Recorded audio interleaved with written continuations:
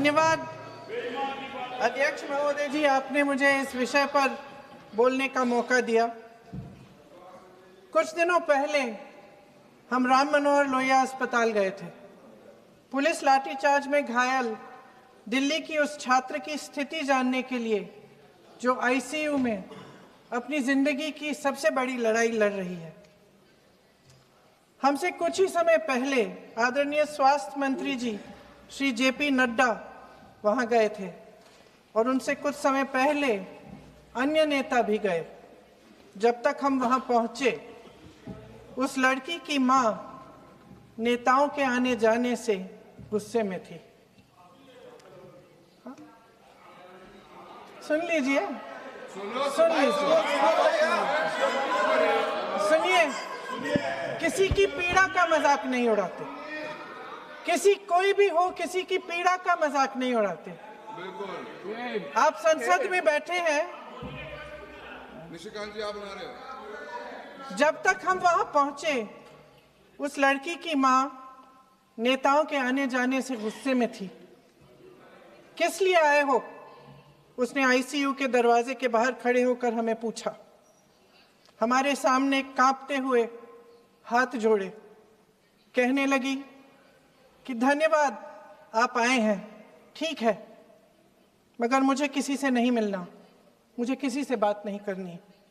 महोदय, उस मां की पीड़ा से उसका पूरा शरीर कांप रहा था, लेकिन उसने दृढ़ आवाज में कहा, सुबह से बड़े बड़े लोग यहां आ रहे हैं, एक के बाद एक वीडियो बना रहे हैं। वह भी आए जिन्होंने मेरी बेटी का ये हाल किया है। किस लिए? उसने हमसे पूछा। किस लिए? मेरी बेटी की बलि तो चढ़ गई है, लेकिन उसे कुछ भी हो जाए तो मैं उसके लिए अपने आप लड़ूंगी। मुझे किसी की मदद नहीं चाहिए, मैं अकेले लड़ लूंगी। महोदय, शायद मुझे यहाँ खड़े होकर सबके सामने ये बात नहीं कहनी चाहिए, मगर उस माँ की गुहार ने मुझे शर्मिंदा किया। उसके दिल के टूटने की वो आवाज जो अस्पताल की दीवारों से में गूंज रही थी, मेरे मन में अभी भी गूंज रही है। इसलिए उस माँ की इजाजत लिए बिना मैं आपके द्वारा आदरणीय प्रधानमंत्री महोदय जी और आदरणीय गृह मंत्री महोदय जी से पूछना चाहती हूँ कि क्या जरूरत थी एक मासूम बच्ची पर इस तरह दमन करने की? क्या जरूरत थी उन छात्रों पर आंसू गैस चलवाने की, उन पर लाठियां बरसाने की, उन पर वाटर कैनन्स चलवाने की? क्या जरूरत थी उन नौजवान लड़कियों को जलील करते हुए उनके कपड़े फाड़ने की, उनको बेरहमी से गंदी तरह पिटवाने की? देश के युवाओं पर पैलेट गन्स और AK-47 चलवाने की क्या आवश्यकता थी? क्या वे आतंकवादी थे? क्या आतंकवादी हैं? टेररिस्ट हैं? हाँ, कांग्रेस बोल रही है। हाँ, कांग्रेस बोल रही है। जवाब दीजिए, जवाब दीजिए। कांग्रेस बोल रही है, जवाब मांग रही है, जवाब दीजिए।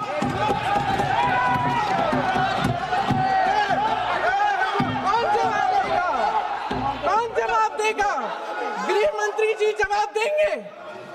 किसने ऑर्डर दिया? किसने ऑर्डर दिया पैलेट गन्स चलाने के लिए? किसने ऑर्डर दिया? आपके माध्यम से मैं पूछती हूं अध्यक्ष महोदय, किसने ऑर्डर दिया? प्रधानमंत्री जी ने दिया? गृह मंत्री जी ने दिया? जवाब देंगे? पूरा देश पूछ रहा है, सिर्फ कांग्रेस पार्टी नहीं पूछ रही है, पूरा देश पूछ रहा है। अध्यक्ष महोदय, देश के माता पिता पूछ रहे हैं, छात्र पूछ रहे हैं, अध्यापक पूछ रहे हैं, पूरा देश आज ये पूछ रहा है। और आपकी जिम्मेदारी बनती है कि आप इस सवाल का जवाब दें। क्यों डरते हैं आप इस देश के नौजवानों से? क्यों डरते हैं आप इस देश की बुलंद आवाज से? और उस आवाज को दबाने का हक आपको किसने दिया है? महोदय, ये सदन यहाँ बैठे हुए सांसदों की जागीर नहीं है, ये इस देश की अमानत है। यहाँ बैठे हम सब, इस देश की जनता, इस देश के युवाओं, बुजुर्गों, गरीबों, अमीरों और सब धर्मों, सब वर्गों के देशवासियों के सेवक हैं। हम उनके प्रतिनिधि हैं और ये सत्ता हमें उन्होंने ही दी है। इस देश का संविधान हमारी सर आंखों पे, इस देश का लोकतंत्र सर्वोपरि है। इसे ध्वस्त करना पाप है। यह करोड़ों जनता हमसे सिर्फ एक चीज मांगती है, जवाबदेही। इंग्लिश में इसे अकाउंटेबिलिटी कहते हैं। हमें सत्ता देकर, हमें यहां तक लाकर सिर्फ उसकी ये गुहार है कि जो हम करें उसकी भलाई के लिए करें, और अगर उनके साथ अन्याय हो तो हम उनके प्रति जवाबदेह बने और उन्हें न्याय दिलवाएं। पिछले दिनों हजारों बच्चे सड़क पर उतरे। उन्होंने अपनी पीड़ा व्यक्त की।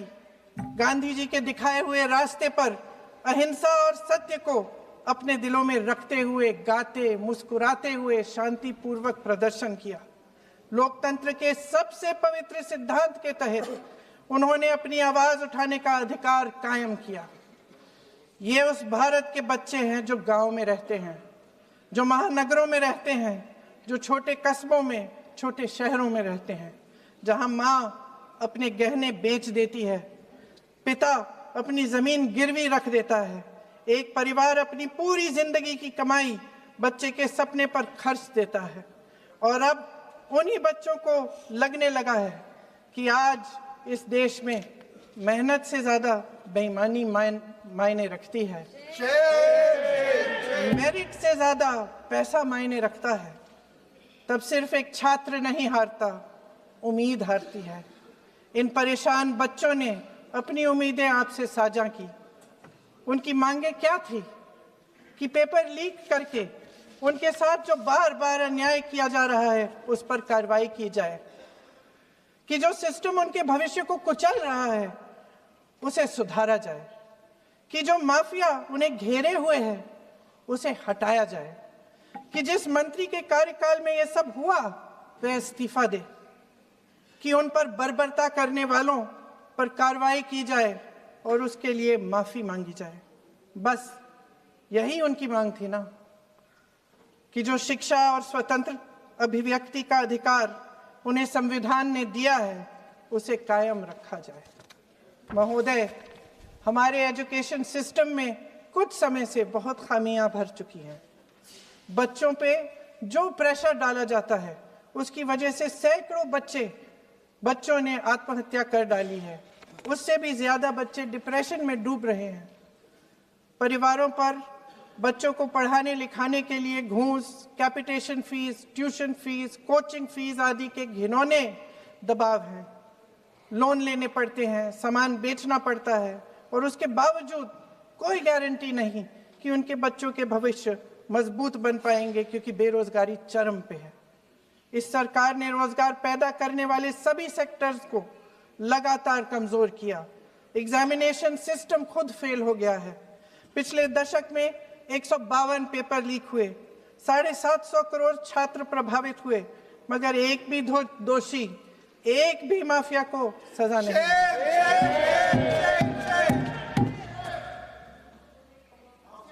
हमारे एजुकेशन में आरएसएस के प्रचारकों को भर भर कर उसे खोखला बना दिया है। जबरदस्ती एनटीए बनवाकर सिस्टम का केंद्रीकरण करके उसे और भी उलझा दिया। देश के कुल बजट में, हाँ जी जबरदस्ती, आपने अभी अभी सुना तमिलनाडु के हमारे साथी क्या कह रहे थे।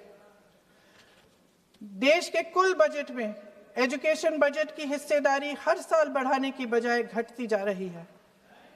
1.4 लाख करोड़ रुपया का पूरा बजट एजुकेशन बजट है और 1.32 लाख करोड़ सिर्फ नीट देने वाले 22 लाख बच्चों के परिवारों से हर साल खींचा जाता है।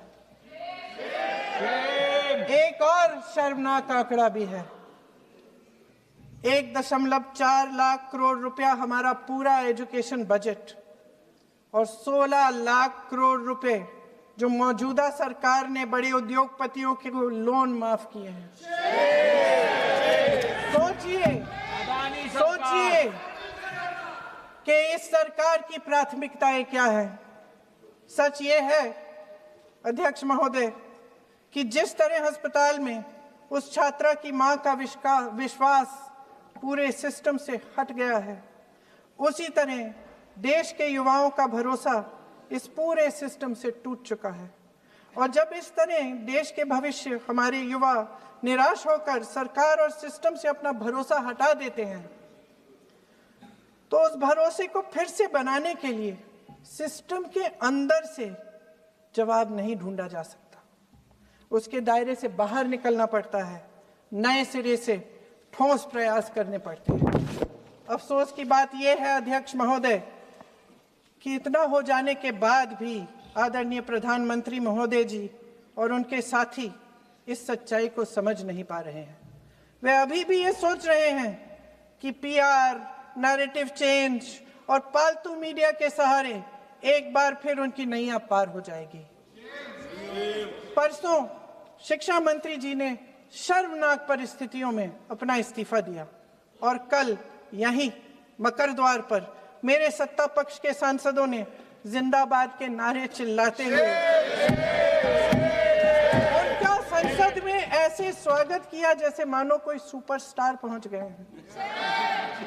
विडंबना देखिए महोदय, जब भूतपूर्व शिक्षा मंत्री को मुकुट पहनाया जा रहा था, स्वागत हो रहा था उनका, तब महाराष्ट्र में एक परिवार पेपर लीक पीड़ित अपनी बेटी की आत्महत्या का शोक मना रहा था।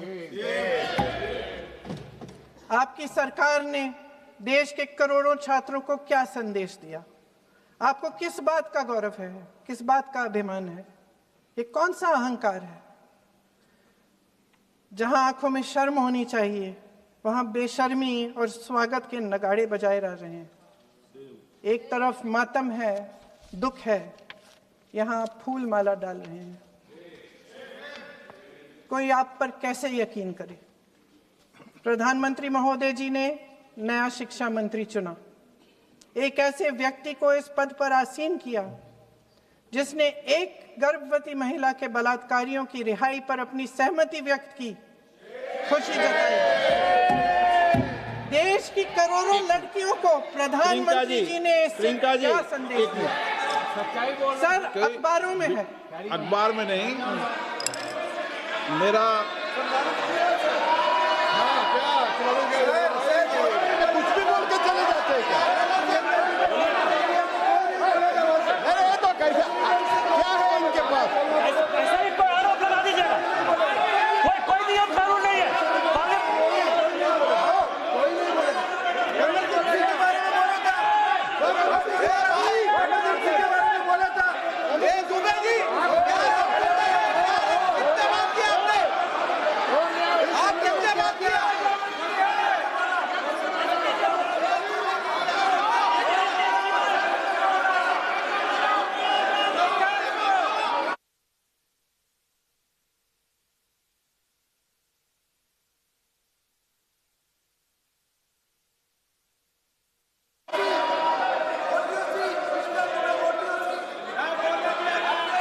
अध्यक्ष महोदय जी, जो श्रीमती प्रियंका वाड्रा गांधी जी बोल रही थी, तो बीच में उनके वहाँ से भी टोका टोकी पहले भी हुए, हमारे यहाँ से भी हुए थे। अभी हम लोग तो शांति से सुन रहे हैं, लेकिन जो अभी अभी हमारे वर्तमान नए शिक्षा मंत्री को जो उन्होंने टिप्पणी की, कैरेक्टर असैसिनेशन है एक तरीके से संसद में, और इस तरीके के भाषा हम उम्मीद नहीं करते हैं। मैं इसमें प्रहलाद जोशी जी ने भी खुद कहा है, एक तो उन्होंने प्रियंका जी ने जो गलत बात कही है रिकॉर्ड पे, उसको रिकॉर्ड से हटा दिया जाए। दूसरा इस तरह का भाषा का इस्तेमाल ना करें। आपने डिबेट से पहले आपने अपील किया कि संसद में डिबेट का स्तर को नहीं गिराने चाहिए। उनके पार्टी के वो सीनियर लीडर है, वो पहली बार चुन के आए हैं, मगर उनके पार्टी में सीनियर है, जिम्मेदारी के साथ बोलना चाहिए। अगर पूरा ऑथेंटिकेट नहीं कर सकते हैं तो मैं ये मानता हूं कि उनको क्षमा मांगना चाहिए सदन से।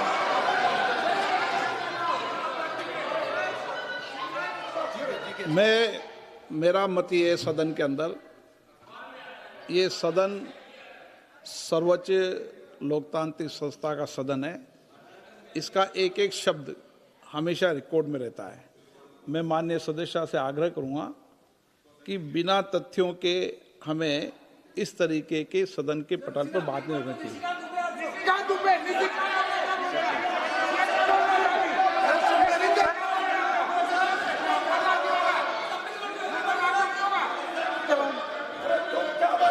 ये तो डिलीट कर दिया, लेकिन आगे भी वो भी डिलीट करा सर। ये तो निजी काम बोलता, वो भी ये सीधे काम बोल रहा था, क्या कर रहा था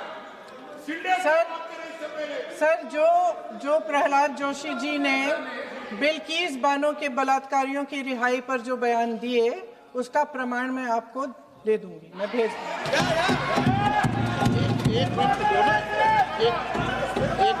मैं ऑथेंटिकेट करूंगी। स्पीकर का डायरेक्शन 115, उनको पहले ऑथेंटिकेट करने कहिए सर। ऑथेंटिकेट करेंगे, उसके बाद वो आगे बढ़ेंगे। ऐसे नहीं होगा, पहले ऑथेंटिकेट करने दो सर। उनको ऑथेंटिकेट करने के लिए कहिए, ऑथेंटिकेट करने कहिए उनको।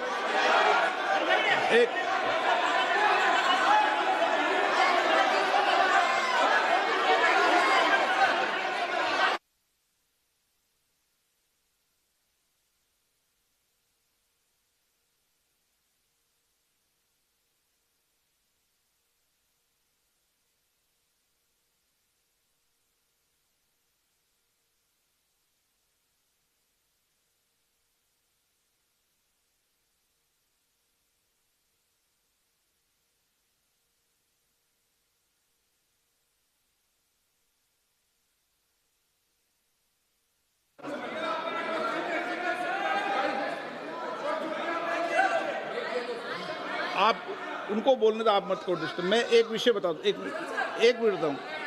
नियम 353 के अंदर फिर मैं एक बार स्पष्ट कर दूं, किसी भी सदस्य द्वारा किसी भी व्यक्ति के विरुद्ध मानहानि या अभियोगात्मक प्रकृति का कोई आरोप नहीं लगाया जाएगा जब तक कि सदस्य ने अध्यक्ष और संबंधित मंत्री को पर्याप्त अग्रिम सूचना नहीं दे दी हो। यह व्यवस्था है।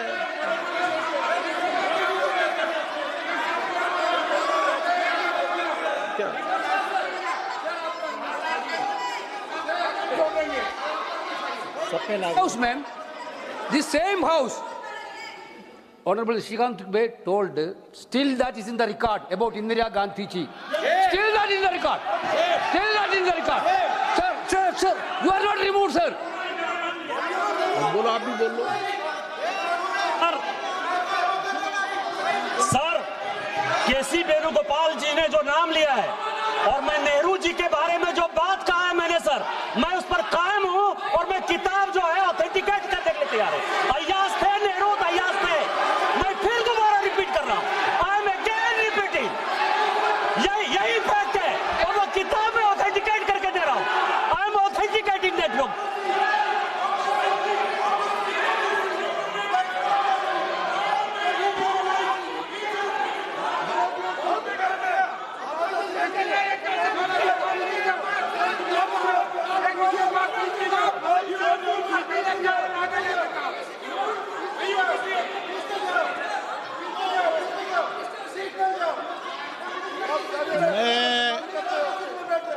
मैं जब आसन पर होता हूं, जो मैं व्यवस्था देता हूं, चाहे सत्ता पक्ष हो या प्रतिपक्ष हो, मैं समान व्यवस्था देता हूं। मैं जब आसन पर होता हूं,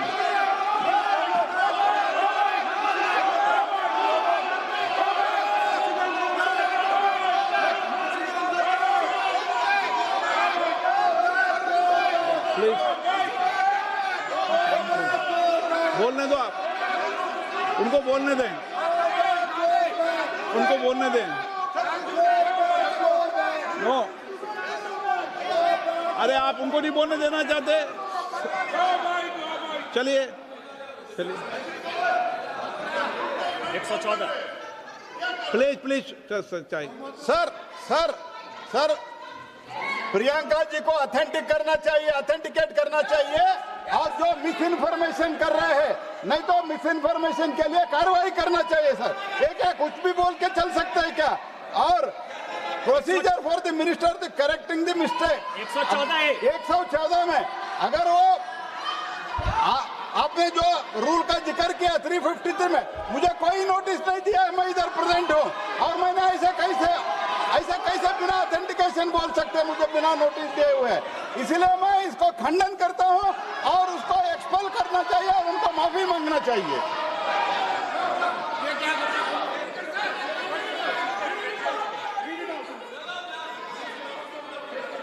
नहीं ये चैप्टर आगे नहीं बढ़ेगा सर। बिल पे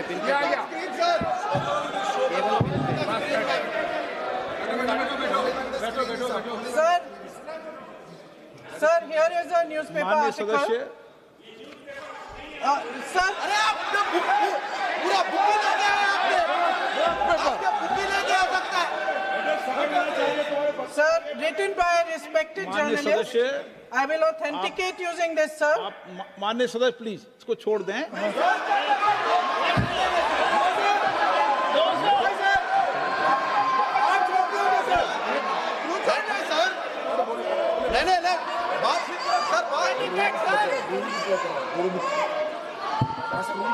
सर अगर जोशी जी अपने बयान का इस खंडन कर विधेयक रहे पर ही हैं क्या? चर्चा होगी।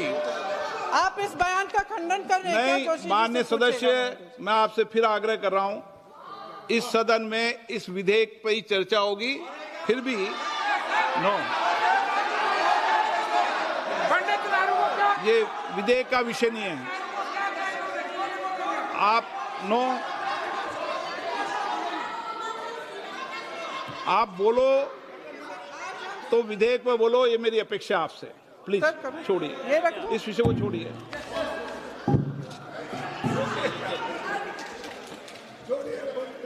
आज हम सदन पटल पर एक ऐसे विधेयक में संशोधन पर डिबेट कर रहे हैं जो 2024 में पारित हो चुका था और इसमें मुख्य संशोधन यही है कि पेपर लीक के अन्य अपराधों के लिए सजा बढ़ाई जाएगी। मगर जब से ये विधेयक पारित हुआ तब से अब तक इस सरकार ने एक भी अपराधी को सजा नहीं दी। आपने देखा है कि कल और परसों से फेस रिकॉग्निशन द्वारा प्रदर्शन करने वाले बच्चों के नाम और पते सार्वजनिक किए जा रहे हैं, मगर यही काम पेपर लीक करने वाले अपराधियों के लिए अभी तक नहीं किया गया। ना इस विधेयक में पेपर लीक रोकने के कोई ठोस कदम है। इससे देश के युवाओं का भरोसा कैसे बनेगा? अध्यक्ष महोदय, आदरणीय प्रधानमंत्री महोदय जी को आपके माध्यम से मैं कहना चाहती हूं कि शायद उन्हें अपने सलाहकार बदलने चाहिए। वे असलियत से एकदम टूट चुके हैं। नई कमेटियां बनाने से काम नहीं चलेगा। उनका अध्यक्ष चाहे कोई भी हो। राधा कृष्ण कमेटी भी व्यवस्था में सुधार लाने के लिए बनी थी। आज तक उसकी एक सिफारिश लागू नहीं हुई है और इस नई कमेटी में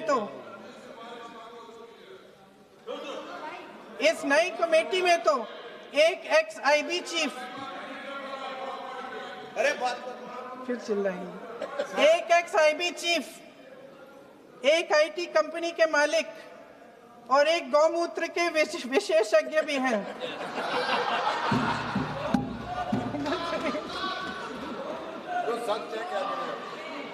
इन्हें शिक्षा के बारे में क्या पता जी? सर सच है। आप आज मेरे से नाराज हो रहे हैं, बस मुस्कुरा लीजिए। उनको आपने भी चुनाव लड़ा।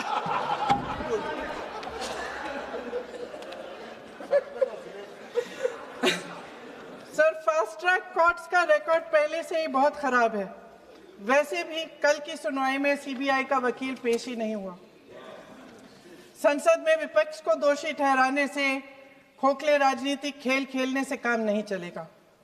आप जेन जी का भरोसा वापस जीतना चाहते हैं तो नए एंगल से अपने फोन से नए वीडियो बनाने से नहीं होगा।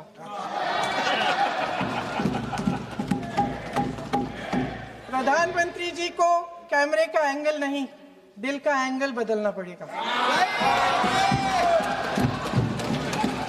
ये जेनरेशन जागरूक है, समझता है झूठ पहचानने की उसकी अपार क्षमता है। इनका दिल और दिमाग जीतने के लिए आपको सच्चाई पर उतरना पड़ेगा। आपके शासन के चलते इस नौजवान पीढ़ी के साथ घोर अन्याय हुआ है, बर्बरता हुई है। इस सच्चाई को स्वीकार करिए। अपनी जिम्मेदारी से पीछे हटने से काम नहीं चलेगा। आदरणीय प्रधानमंत्री महोदय जी, आपको जिम्मेदारी लेनी पड़ेगी, ठोस कदम उठाने पड़ेंगे। शिक्षा विशेषज्ञों को इकट्ठा कीजिए, छात्रों, अध्यापकों, सभी स्टेक होल्डर्स को साथ लेकर, अन्य विचारधाराओं के थॉट लीडर्स के साथ गहरी चर्चाएं करवाकर एक नई शिक्षा प्रणाली तैयार कीजिए। मौजूदा नेशनल एजुकेशन पॉलिसी में 8 महीने तो एग्जाम चलते हैं, अध्यापकों को पढ़ाने का समय नहीं मिलता। सिर्फ आरएसएस के लोगों से भरने की बजाय सिस्टम को शिक्षित, एजुकेटेड, उन्नत और उदार दृष्टिकोण के लोगों से भी भरिए, जिनकी योग्यता सिर्फ उनकी विचारधारा न हो। रोजगार पैदा करने के सख्त कदम उठाइए, इस पर फोकस करिए। मेडिकल कॉलेजेस की संख्या बढ़ाइए, चिकित्सा शिक्षा का विस्तार कीजिए, ताकि ये बच्चे जो मेहनत कर कर के भी अपने भविष्य नहीं बना पा रहे हैं, एक उज्जवल भविष्य का सपना देख पाए। अध्यक्ष महोदय, छात्रों को सड़क से हटाया जा सकता है, लेकिन उनके सवालों को नहीं। हर लाठी जो किसी लड़की पर, किसी लड़के पर चली है, वे बच्चों की पीठ से ज्यादा सरकार की साख पर पड़ी है। देश के नौजवान न्याय मांग रहे हैं, भीख नहीं। वे यहां सरकार गिराने नहीं, अपना भरोसा बचाने के लिए आए थे।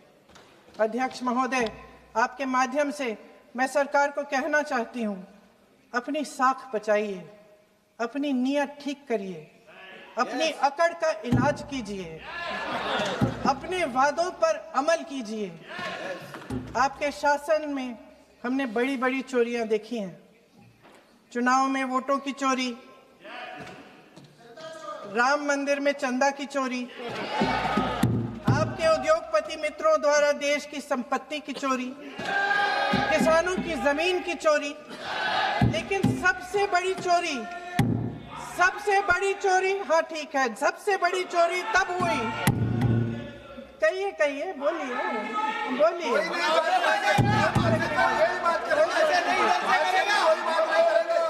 सुन लीजिए, शांति से सुन लीजिए, शांति से सुन लीजिए। आपको मौका मिलेगा, आप जितनी भी चोरियों की बात करना चाहते हैं आप कर लीजिए, अभी मेरा समय है। सबसे बड़ी चोरी तब हुई जब देश के नौजवानों के भविष्य, उनके सपने चुराए गए। भविष्य की चोरी, सपने की चोरी किसी भी चोरी से कहीं बड़ी होती है महोदय। अगर देश का युवा निराश हो जाए, अगर देश का युवा निराश हो गया, उसकी उम्मीद टूट गई, तो सबसे बड़ी हार भारत की हार होगी। और हम कांग्रेस और विपक्ष के लोग जान दे देंगे, मगर भारत की हार नहीं होने देंगे। जय हिंद। सर, अब तो मुस्कुरा लीजिए, भाषण खत्म।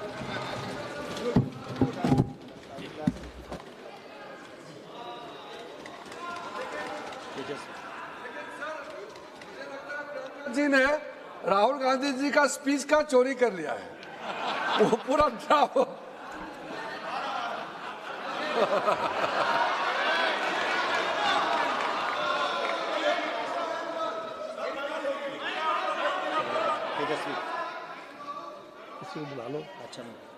तेजस्वी सूर्या,